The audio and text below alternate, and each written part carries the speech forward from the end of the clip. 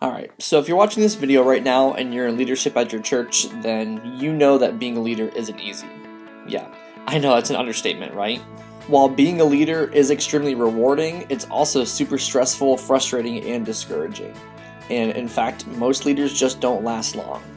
By the time they hit their 40s or 50s, they're usually burned out, have given up, or just lost their effectiveness. But how do you face these kinds of situations and come out the other side even stronger? Well, this awesome guy named Finzel writes a great book called The Top 10 Leadership Commandments, and he shares 10 things that can be learned about leadership from the life of Moses. So sit tight, because these 10 things are definitely going to help you to become a better leader and be able to finish leading well. Okay, so the first thing you need to focus on as a leader is vision.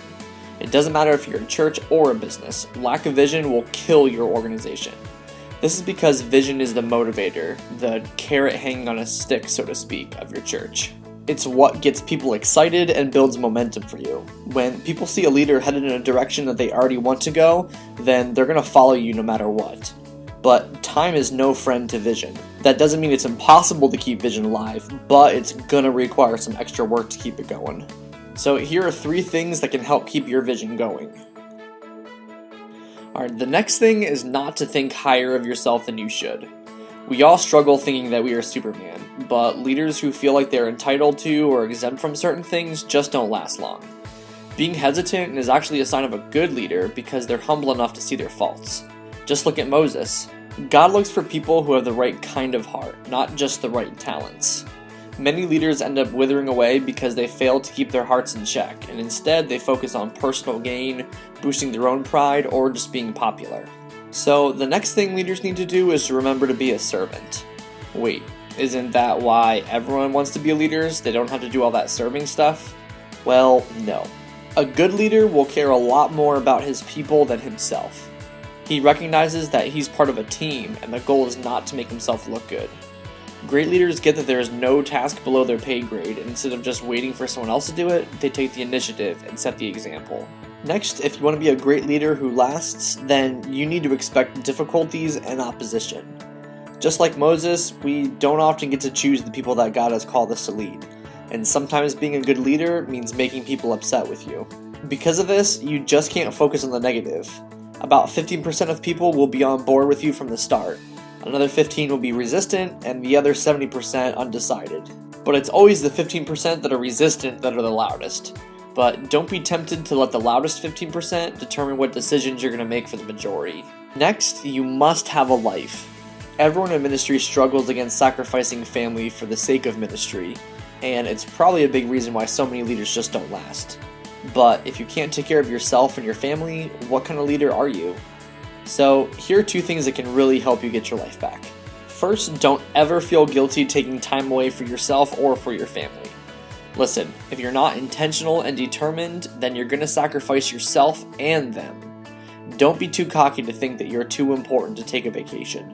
And second, learn how to delegate. You can't control everything if you plan on being a good leader, and you'll deny everyone else the opportunity of learning and growing into leadership as well.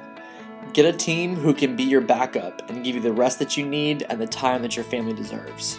Okay, so the 6th thing needed to be a better leader is to pay attention to the small stuff. I understand that not everyone is a detailed-oriented person, but taking the time to work hard at the small stuff says a lot about a leader's integrity.